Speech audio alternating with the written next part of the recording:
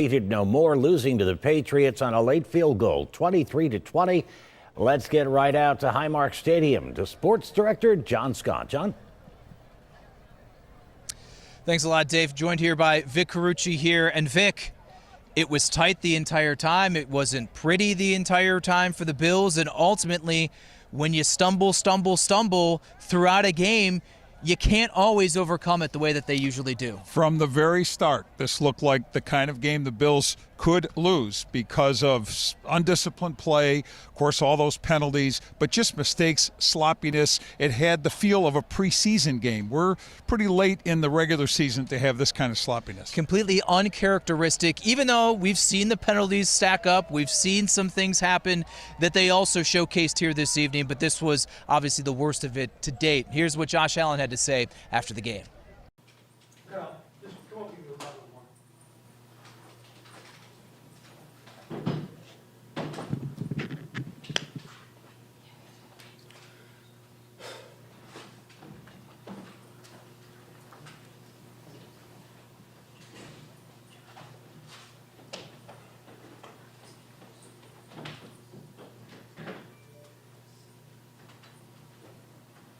Good. Yeah. Josh, the first half, what do you think the issues were that you couldn't really get any rhythm going on the offense? We just played sloppy. Not going to win a football game turning the ball over 3 times in our red zone. Gave them one in their red zone. That's just bad football, and we just did not play good tonight. After that, you got a little more rhythm maybe in the second half. What changed for you? Was it just a matter of not making the same mistakes you guys were making in the first half? Yeah, just trying to find a rhythm and get into a good rhythm. Obviously, Dalton Kincaid played fantastic tonight. We got to carry that over and got to find a way to win that one. But again, we shouldn't have even been in it with 3 turnovers. So that's again, that's just piss poor offense. Josh, they seem to try to get Dalton out of the game in the second half. What were they doing to keep him out of the game? Meaning what now? He did better in the first half, but in the second half, they seemed to take him out of the game. I thought he played good throughout the entire game. Again, we'll watch the film and move on. Josh, what happened on the first turnover, the end around to Dawson? Yeah, just a bad snap exchange.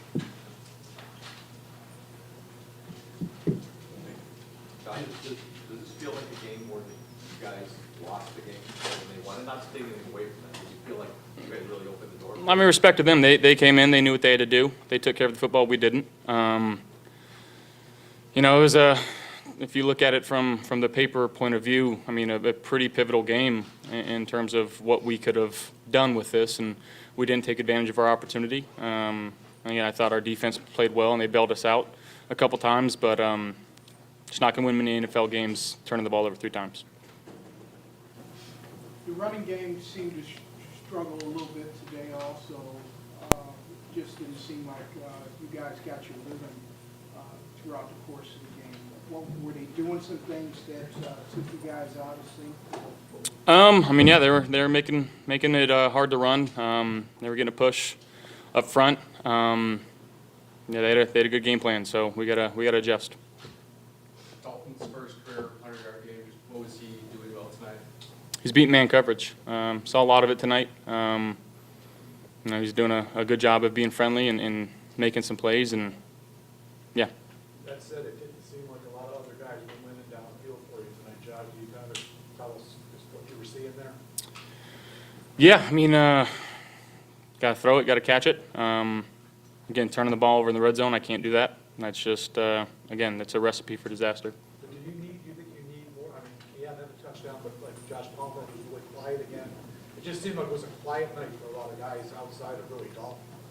Yeah, we'll watch the film and we'll be better.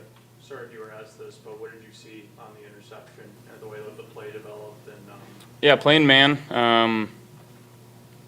I saw Khalil and I just left it a little inside, and the kid made a good play. when at times it is as much of a struggle, I guess, to put up points, how hard is it not to force throws, specifically like that interception? I don't think it's that hard. I really don't think that was a force. It was just a bad ball. I thought Khalil did a good job. He was coming friendly, and I just left it inside.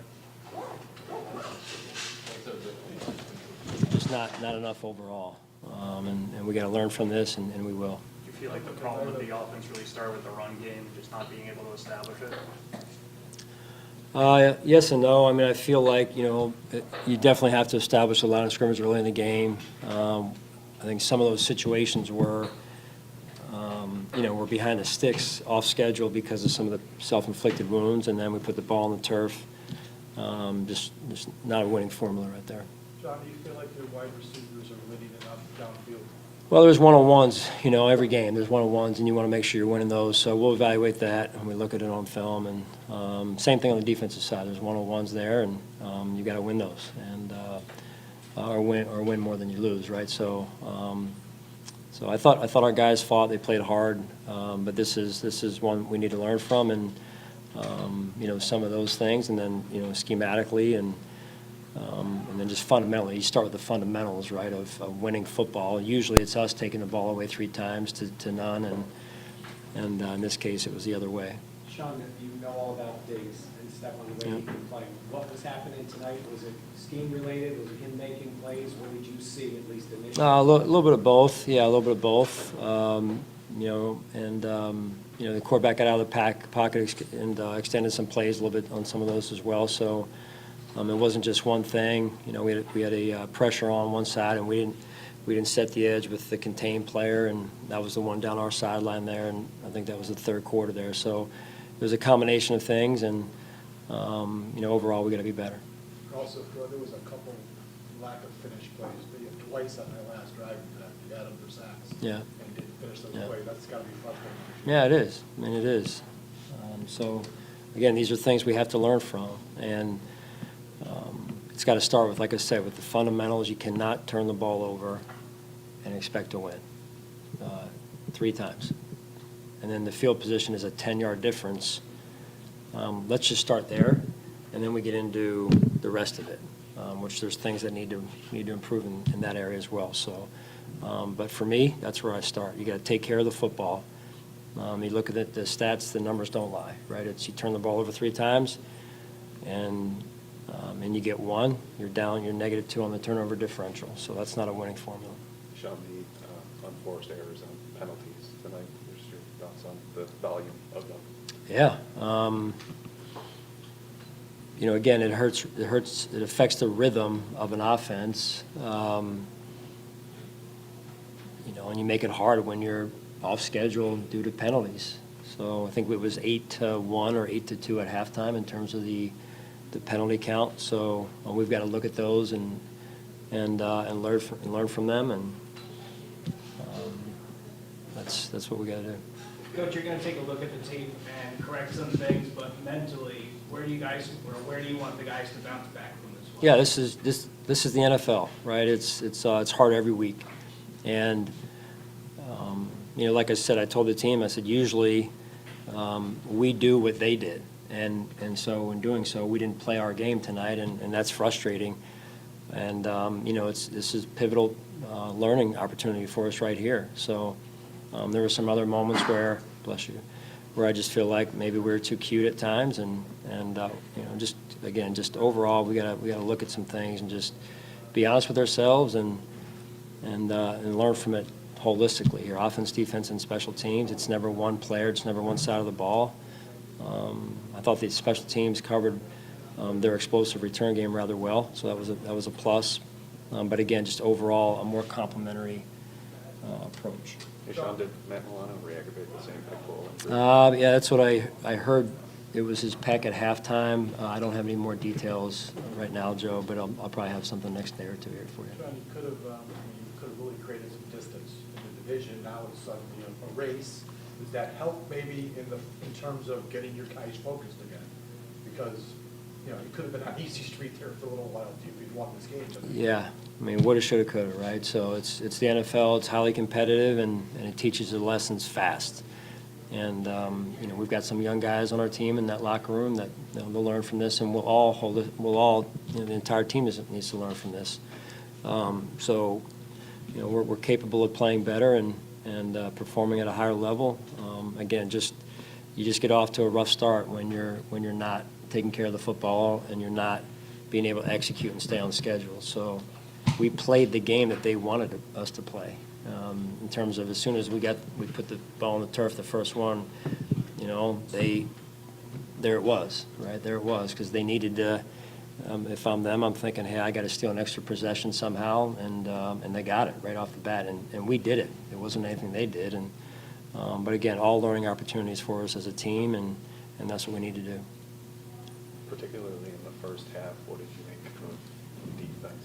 With a bunch of those turnovers. Yeah, I thought the defense. I think we had 2 turnovers in the first half. Only gave up 3 points, and so.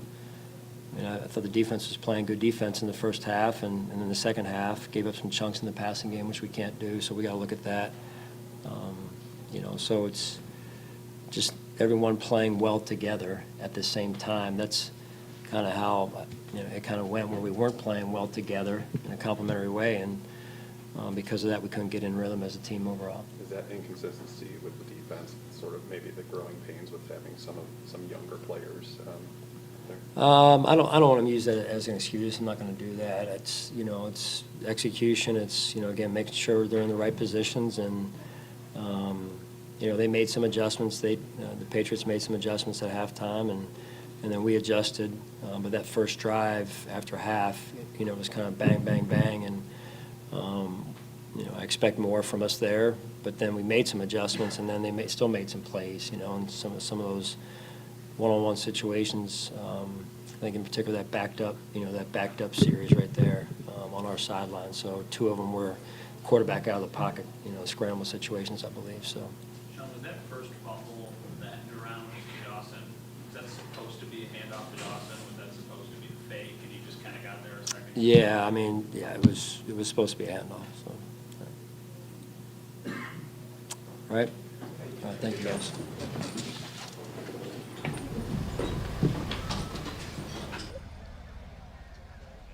All right, you heard from both Josh Allen and then Sean McDermott there, their immediate post-game reaction to a 23-20 loss to the New England Patriots. And Vic, number 1 at the top of the list, mistakes. Yeah. That can be turnovers and that can be penalties. Either way, that's not a recipe to win. That's what both the quarterback and the head coach said. And this was something that, again, before we heard from Josh and Sean, uncharacteristic is the best way to really categorize this. Yeah, and they knew it, and they acknowledged it. And the phrase that Josh Allen used was recipe for disaster when he was talking about turning it over in the red zone. And you felt that this was a lot more about the Bills beating themselves. Of course, the Patriots deserve the win because the Bills did so much to hurt themselves, but this was less about the other team dominating them or playing strong against them. The Patriots did just enough because the Bills did more than enough to hurt themselves. 11 penalties for 90 yards coming off a game against New Orleans a week ago where they also had 11 penalties. McDermott making it abundantly clear after that one, unacceptable. And yet here they are a week later, 11 for 90 for a team that's, yes, there's young players on it, but widely veterans. The same core and group that's been here for at least multiple seasons. It's truly even more inexcusable to have back-to-back performances in self-inflicted wounds. Right, and to see like a couple of offensive pass interference penalties, by a couple of receivers, to see the ineligible man downfield, to see Terrell Bernard, the hit on May, and I know there's some people, was that close or whatever, but it's still the kind of thing that was unnecessary. You sort of watched it in slow motion and say, just stop. You don't have to do that. Normally this is, I'm going to stop and maybe not say normally this is a disciplined team. This has been, for the last 2, an undisciplined team. This is 22 penalties in 2 weeks. And, oh, by the way, the Patriots had 8 penalties in this game for 93 yards. The Bills, it was 11 for 90 yards. So you could argue the Pats had a more punitive situation with the kinds of penalties they had. 2 roughing, unnecessary roughness penalties or whatever in the same drive that led to a score. So, don't blame this one on officiating. Go back as a team, as you heard from Sean McDermott say it, go back, learn from it. But what is the lesson going into week 6? I mean, this is just unacceptable. I mean, this is elementary football. Yeah, I mean, not making mistakes is about as ground level of this game as you possibly will get. Turning the football over is something Sean McDermott really hammers home. The Bills did not have a turnover the first 3 games of the season. Allen throwing an interception last week. He had an interception. He had the fumble on the exchange with Dawson Knox. We saw another turnover as well, 3 of them here. But I want to focus on Allen because we certainly know the caliber player. He is the MVP, but I'm not picking on him, but just because he's the MVP and could put a cape on and lead this team to the highest of heights does not mean he should not be criticized. He took and shouldered the blame. That interception in the red zone, he called it a recipe for disaster. Yeah. That's 3 points at the very least that he left off the board. And how many did they lose by tonight, Vic? They lost by 3 points. Yeah, no, he did his share to contribute to the loss. You could put a chunk of it on him, but you could put a chunk of it in a lot of different places. And here's the thing that you begin to wonder, and I think we all could be guilty of this. You watched this game, you watched how close it was, you were looking at the clock and the score, and you kept thinking, okay, Allen might be able to figure something out in these last moments. Why? Because we've seen him do it. We certainly saw him do it in the first Sunday night game, the opener against Baltimore, but it wasn't to be in this game. And I go back to what Sean McDermott said, that the Patriots made the Bills kind of play their game, right? Which was, they kept their mistakes, at least in terms of turnovers, to a minimum. You heard McDermott say, normally we're the team that wins the turnover battle. And it keeps taking me back to, is that your mindset? Are you thinking a couple of things? Josh going to pull it out for you? Or are you also thinking, hey, we don't do this, but you could call it uncharacteristic, whatever you want. They did it. We're going to get to the Patriots side of this because, the Bills repeatedly shot themselves in the foot, but New England capitalized, and it was 2 guys. It was Drake May, and it was Stephon Diggs. Yeah. Vic and I will get into that connection and the Diggs homecoming that ends in victory coming up after the break.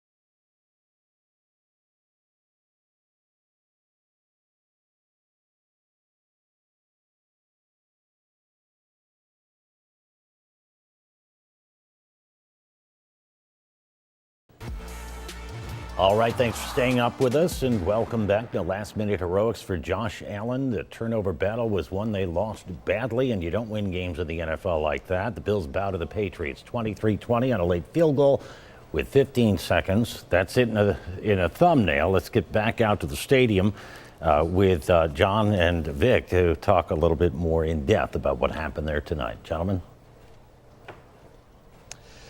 Thanks, Dave. We talked about what the Bills did wrong. I think it would be unjust of us to not discuss what New England did do right. And it was Drake May, and boy, Vic, was it Stefon Diggs. The best game Stefon Diggs has had receiving yardage-wise since Week 6 of the 2022 season at Kansas City when, yes, he was a member of the Buffalo Bills. He looked every bit of the Stefon Diggs that was a superstar with this team. And as I was walking next to him as he walked off the field here, he looked at me and said, "I still got it, huh?" and as you said, no one really ever denied that that was the reality. But that was the edge he was clearly playing with this evening. He was. I mean, he on a performance high note, he left Buffalo. But it may have, I mean, in terms of other reasons and the feeling of him not wanting to be here, all of that, okay, put that aside. But he came in with a point to prove. This was the guy who last week had his breakout game for the Patriots against Carolina, comes into this game, and very motivated. And it was interesting to see how this game plan changed from even a week ago for the Pats, because he wasn't all that heavily involved. I mean, he played a lot and made plays and was productive in the Carolina game. This game, he was a focal point, and the Bills had no answers for him. He was the best receiver on the field, period. And when you think about what he was for the team when he was here and look at the core of receivers the Bills have now, you still see Stefon Diggs and you still see the Bills receivers here. Yeah, that's another point of the conversation I think maybe we will push off to during the week of, even now a year plus after the departure of Stefon Diggs, the Buffalo Bills are still in search of a dependable wide receiver who can get open the way Stefon Diggs here did this evening. The guy throwing him the football, really, really impressive. Yeah. And as we said leading into the game, Drake May is the wild card in this game, and Drake May is the wild card for the Patriots' future and any potential weight that they may have to be a challenger for the Buffalo Bills in this division. I'm not saying anything changes in the hierarchy of the conference or the division because of this football game, but Drake May showed you that he can definitely be someone that can threaten not only the Bills in the division in years to come, but the rest of the conference. Yeah, I mean, it was the off-schedule plays that he was making. So many of them down were the to Bills, the end. Right to the end. It was that, the biggest plays he was making out of the pocket. No contain on him. And usually it was one man in a chase, and May has that speed to outrun him. But it isn't just the fact that he could run and buy himself time to make a play. It's that he's making plays on the move, and that was so impressive. And how the Bills' defense wasn't up to, obviously, defending those kinds of plays. So it was really a well-thought-out game plan. Josh McDaniels, kudos to him, offensive coordinator. That's what he does best. He may not have made it too well in 2 cracks as a head coach, but in terms of offensive coordinator, Josh McDaniels, and he's had the Bills' number before, he had it tonight. I actually think the Bills' defense overall actually wasn't even that bad. I think they had trouble containing Diggs. They had trouble containing Drake May, especially in the second half. But overall, when you look at stopping the run, issues on third down, I thought those were actually steps forward, even in defeat. Yeah, to some degree, but I go back to what Sean McDermott had said earlier. They were kind of forcing the Bills to play their game. It's still in its the beauty of their scheme, if you want to call it that. It had a lot to do with how they kept this game close. I mean, it wasn't a big play strategy. It was enough of a strategy, though, to make enough plays, move the sticks enough to just set yourself up, and the way clock was being used in the latter portion of the game. So I factor all of that into the kind of scheming they did. But you're right, the Bills' defense wasn't a total reason they lost this game. It was more about the sloppiness and the lack of discipline. Absolutely areas to improve. That's what Vic and I kind of, in our assessment of the things from the Bills' defensive side of things. Let's head into the locker room to hear from some of those guys.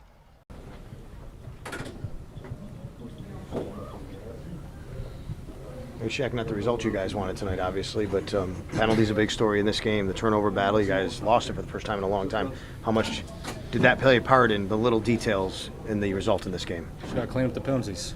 That's about it. You know what I mean?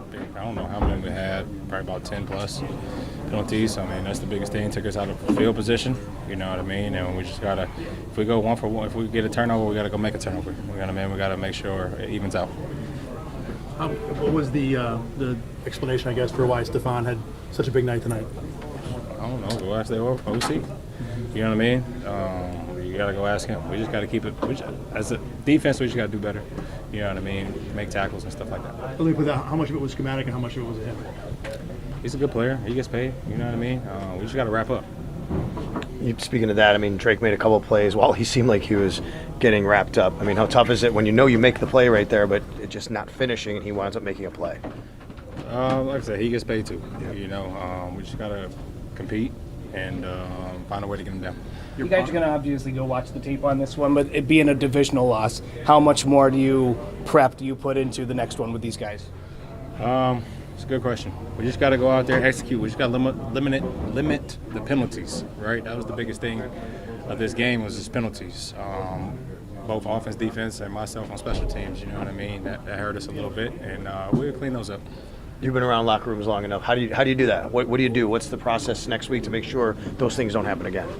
Starts with tomorrow. Go watch film and get it corrected. You know what I mean? I know this team's going to lock in, and we're going to limit those penalties. We're going to keep pushing. Your punch out, what did you see on that play? Honestly, it was just a vice tackle between me and Matt. He was going down. I just came and just pushed out. You had a couple of injuries in that linebacker room with Dorian missing tonight, and then Milano going out. Could be in line for some more playing time. How up to speed do you feel in this system now, 5 games in? No, I'm good to go. You know what I mean? Next man up, that's the mentality. Steady, keep going, you know what I mean? Show up. Hey, Shaq, I think it was 11 penalties tonight, the lost turnover battle. You know, was this a reminder of how much those mistakes can pile up and can add up to a loss if you don't take care of them? Yeah, no doubt. You said it right there. You know how good Diggs has been in his career coming into tonight. What was happening tonight that he was able to get free and to make some of the plays that he made, even after the catch tonight? He's a great player. It's the NFL. How much of it was him and how much of it was a schematic? I mean, you know, we got to watch the film and, you know, it's just right after the game, but, you know, he's a great player. The mistakes and stuff, you know, how do you correct them? You know, actually, you had 10 penalties last week too, so it's not like just this one game, but obviously something this team has addressed before. How do you address it now? Yeah, we got to clean it up, you know. We come back tomorrow and we watch the film and, you know, we got to be real with ourselves and you know, get back and play next Monday. In that vein, it's 14 wins in a row at home. This doesn't happen to you guys very often. I know it just ended, but can it be positives to this when you lose a game like this and you reset a little bit, or is there no positives when you lose? I mean, there's always positives that are going to be in the film. You know, obviously there's a lot more negatives than you know that we're used to. So you know, we got to come back tomorrow and clean up the negatives, and you know, obviously still take some good from this game, but definitely got to clean up the negatives. On their last drive, May makes a play to get out of the pocket, avoids a sack. When it came to him, I mean, how difficult is it to, you know, those guys who can throw on their own, those mobile quarterbacks? Yeah, you know, it seems like we're playing a mobile quarterback every week, so you know, just something to be aware of, and you know, we got to be better in that aspect, and you know, like I said, we play a mobile quarterback every week, so you know, we got to be ready for that. Taylor, how does it happen? How do you clean up the penalties? What do you got to do to make sure that doesn't repeat itself? Yeah, you know, it just comes back to practice, comes back to fundamentals, come back to, you know, what we've been doing since OTAs and, you know, training camp and stuff like that. And, you know, we weren't ourselves tonight. So, you know, just got to come back and clean that up. Linebacker Shaq Thompson and Bills safety Taylor Rapp. Thompson, someone we just might see a lot more of moving forward with Dorian Williams hurt. Matt Milano appearing to re-injure his pec injury here. So a thinned out linebacker group. I actually thought Thompson played pretty well. I also thought, Vic, Dalton Kincaid played pretty well. A career best evening for the Bills tight end. We will get into that and hear from Kincaid when we wrap up our post-game coverage here from Highmark Stadium after this commercial break.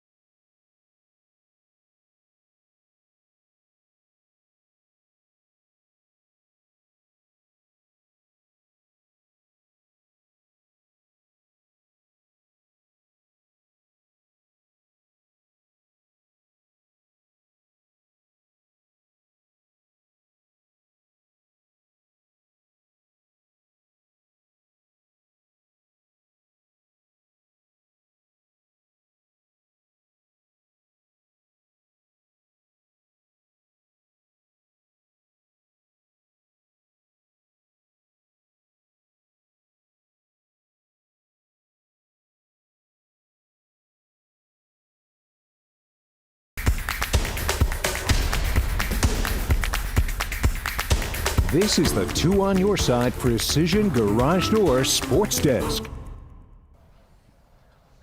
Welcome back live here inside Highmark Stadium, where the Bills falling to the Patriots 23-20 on Sunday Night Football. Vic Carucci, John Scott here. We've gotten into what the Bills did wrong, what New England did right.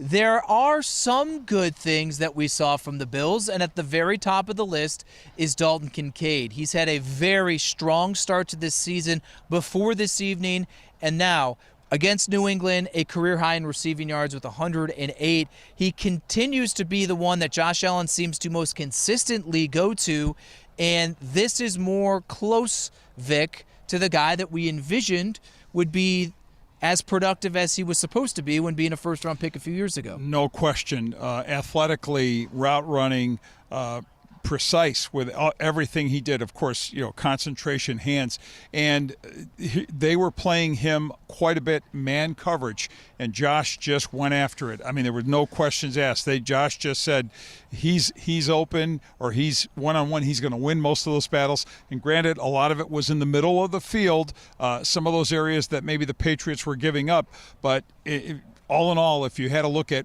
something in the Bills' offense that was or in the game that was promising for the Bills, and in a body of work for the whole season, Dalton Kincaid has been that big story. And they're chunk plays. They're not just 5 yards, outs, and just your traditional tight end 5, 6, 5, 7, all of that. I mean, he's ripping off 15, 20 plus. Yeah. And on a night when the Bills' run game wasn't going, where the Patriots lived up to their billing as they entered the game tied in the league for second place, right, against the run defensively. So the Bills couldn't get a running game going, but they did get Dalton Kincaid going. All right, let's hear from Kincaid in the locker room after the game.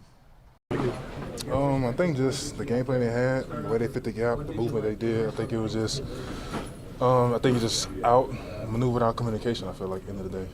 How difficult was it to not be able to find anything? I mean, you guys kept on going back to it, a number of drives, took a shot at it, and it just never seemed like you found an answer. It can be a bit frustrating. We know we do best, and we know we like to do, and not being able to do that in the middle of a game we need to is kind of frustrating, but it's something that we got to be able to work on as a team to be able to get better at doing what we need to do, even though the other team know we're doing it to win. Is tonight a good lesson in details, turnovers, penalties, and how if you don't take care of that, things can go wrong? Oh yeah, I definitely think that tonight will shine some light on like the little things that we can get better at, like protecting the ball, penalties, alignment, us with our blocks finishing, not holding. I think all those things kind of play a part in us just kind of recenter and just focus on ourselves and get better with those things. I think Matt obviously got to look at the tape, but in terms of not being able to consistently get drives going, like what went into that for you guys today? Yeah, just shooting ourselves in the foot. Got to make those corrections and move forward. Is tonight a lesson, Dalton, and if you don't take care of the ball and get penalties, that they can come back to bite you in the end? Yeah, absolutely. Penalties, taking care of the ball, all things that we've been doing well and didn't do well tonight.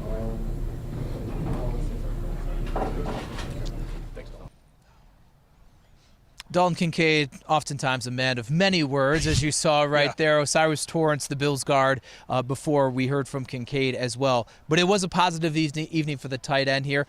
Offensive line, uncharacteristic penalties and even some pressures from what is a good front from New England. Yeah, we were touting this line going into the game. They did not live up to that billing, the Bills' offensive line, in terms of, the run blocking, even on the protection side.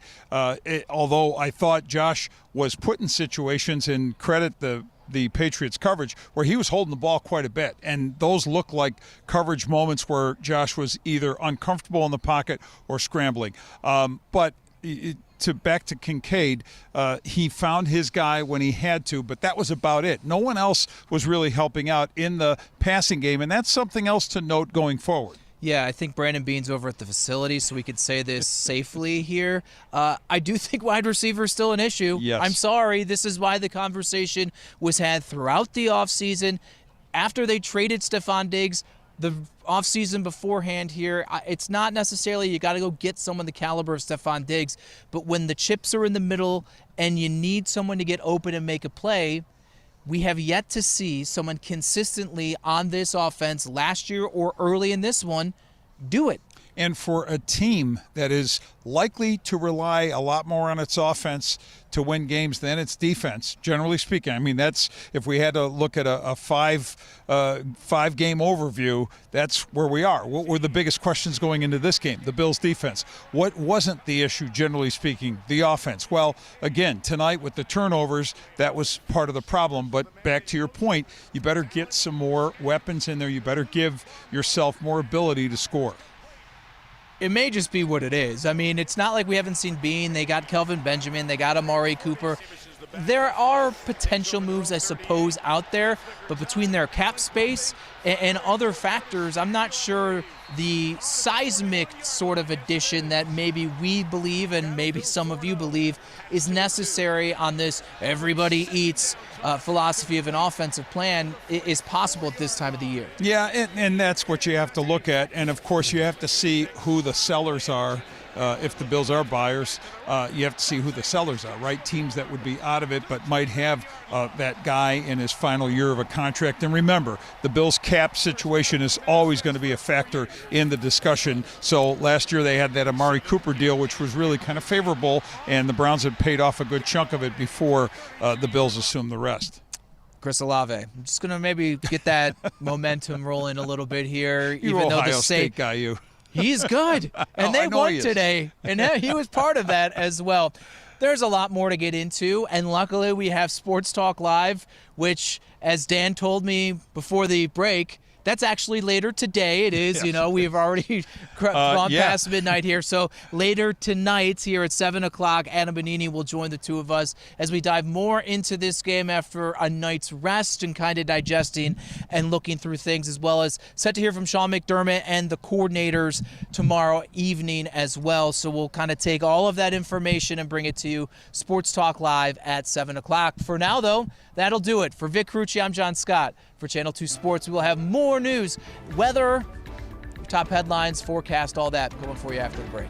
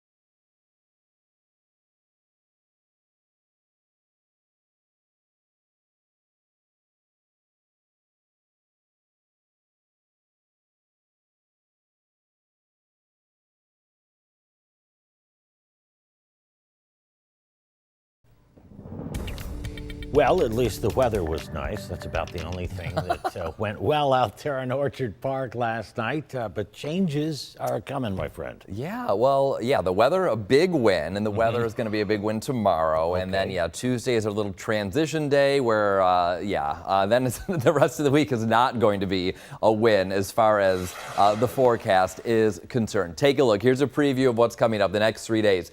Keep in mind, we're supposed to be in the mid to low 60s for the normal daytime high. Monday, there is our winner. Sunshine, 81 degrees, feeling very summer-like. Then we have our transition day Tuesday with some rain and possibly some thunderstorms moving through.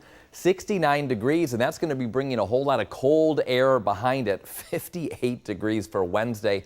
Pretty much the same then on Thursday. So what a drastic drop right there. We have had this high pressure in place for quite a bit of time, but you can see over there to the west, we do have a cold front that is approaching. That's going to be bringing us that rain on that transition day Tuesday. Take a look at future look as we go here through the overnight. Monday, relatively uneventful, some high clouds passing through the area, but in the very early Tuesday morning hours, that's when we do have this front approaching, and you can see it's going to pack a punch at times. You see some of these darker greens, the yellows, oranges, and reds. So again, thunderstorms embedded in there, and that's pretty much going to linger here throughout the entire day. Tuesday, again, it's not going to be a great day. It's pretty much going to be a washout, I would say. Even in the afternoon, those showers continue into the evening, more of the same. But look at this. By the time we get late Tuesday into the early Wednesday morning hours, we have clearing behind it, and it's going to stay that way for the foreseeable future after Tuesday. So that's actually great news right there, and we're going to end the week actually pretty quiet.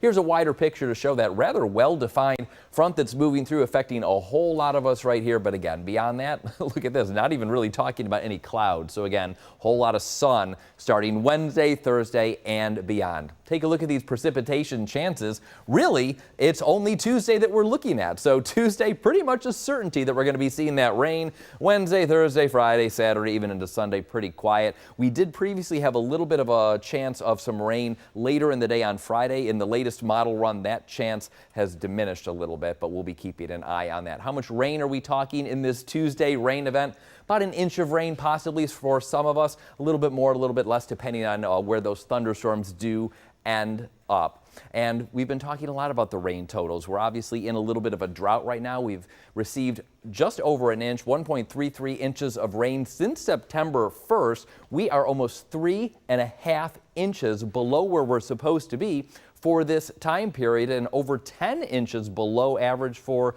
the year. Again, mentioned we're in this drought right now, so many of us in western New York in this yellow color right here, in moderate drought. Places to the north, severe drought. We're going to be getting this rain on Tuesday, but it's really not going to have a huge impact on this. Obviously, this drought has been going on for quite a bit of time. Here's the temperature trend for the upcoming couple of days here. So you see that drop in temperatures. It looks like we rebound a little bit by the time we get into this upcoming weekend then. So 59 degrees, that's where we're going tonight. Mostly clear, some patchy valley fog for some areas of the southern tier. Tomorrow, rebounding nicely, 81 degrees, feeling very summery. And again, we're only supposed to be at 64 degrees for a normal daytime high. So definitely feeling the heat right there. And then Monday into Tuesday, 66 degrees. We have those showers moving in after midnight. So Monday is going to be just fine. It's really Tuesday that we are keeping our eye on. Here's the 7-day forecast ahead. You see those drops in the temperatures once again. So 81, 69, 58, 56. And if you look at some of these overnight lows, so Wednesday into Thursday, getting down to 37 degrees in Buffalo, and then Thursday into Friday, getting down to 34 degrees. So early in the morning on Thursday and also on Friday, we could possibly be seeing a little bit of frost in some areas. It's the first time we're really talking about that so far this season, but it's something we're going to be keeping an eye on. And those temperatures getting, actually, by the time we get to the latter portion of this upcoming weekend, temperatures a little bit above where we're supposed to be. So the roller coaster continues. It's fall in western New York. So again, it could feel like summer. It could feel like winter. Who knows? But this week right here, again, not all that bad aside from Tuesday. All right, more news after this. Stick around.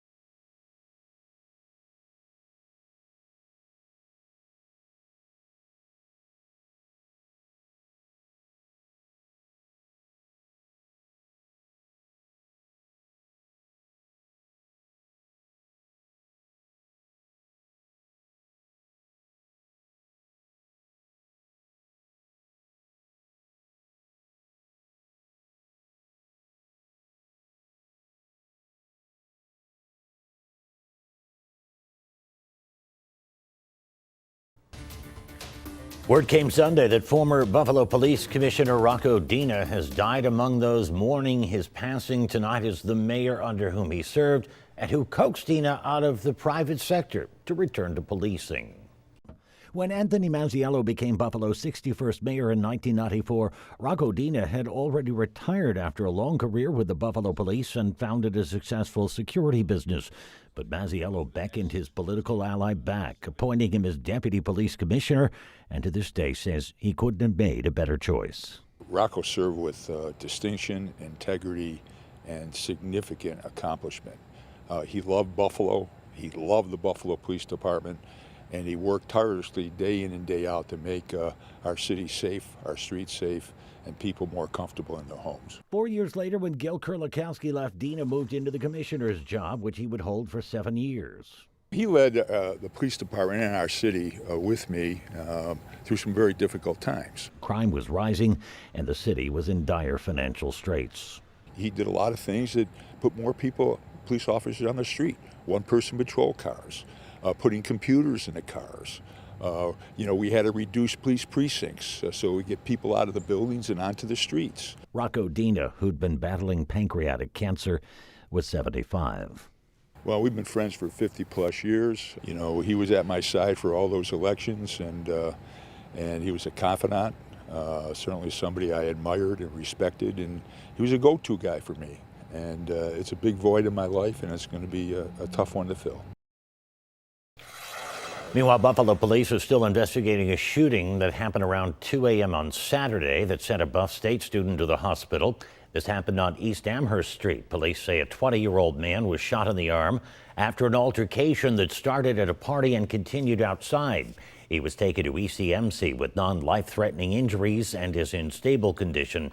Anyone with information is asked to call the Buffalo Police confidential tip line. We're still working to learn more about a house fire in the town of Tonawanda. This occurred on Calhoun Place in the Sheridan Parkside neighborhood. Firefighters responded just after 2:30 Sunday morning. No word still if anyone was hurt inside the home or was even there at the time of the fire. We have reached out to town officials for more information. We'll update you when we learn more. Governor Hochul has extended an executive order allowing pharmacists to continue administering COVID-19 shots. It will remain in effect for at least another 30 days while state officials work on a long-term plan to help access to immunizations. The governor is also urging the federal government to make these shots available through the Vaccines for Children program to help ensure all children, including the uninsured, have access to the shots. Right now, a live look over the Seneca Allegheny Casino in the southern tier. We'll be back to wrap things up right after this.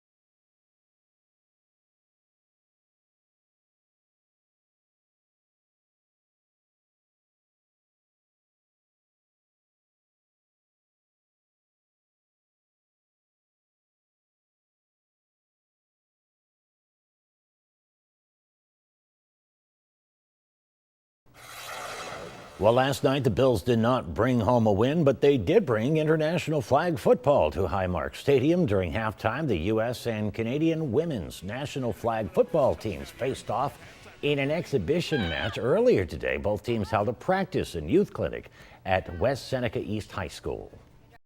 It's an extremely fast game, so things happen really quickly. Obviously, with no contact from a coverage standpoint, receivers and DBs, things happen very fast. So it's athlete on every play, and then there's a lot of dynamic movements. When you take tackling and contact out of it, it goes down to technique and fundamentals. The event celebrates the growth of the sport ahead of flag football's debut as an Olympic sport in 2028.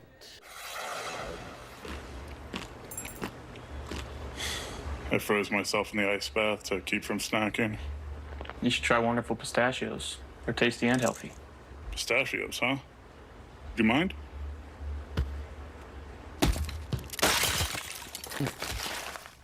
That'll do it. The new commercial for Wonderful Pistachios featuring the NFL's reigning MVP was played during tonight's game. Josh Allen helped his family grow pistachios while growing up at their farm in California. That is nuts. Speaking of flag football. I didn't get the little...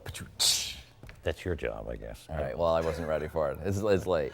Also, yeah, I played in a flag football league this past year, and when they were explaining the first couple of weeks how you do everything, they said you have to wear one flag on your back and two on your side. Yeah, two on your side. That's what they told us, and I started laughing when they said that. I was like, wait a minute, I can't escape. All right, we want to thank you for joining us for Channel 2 News tonight. And don't forget, Daybreak starts in just a couple of hours. I'm leaving that Melissa Holmes a note right now. Thanks for watching.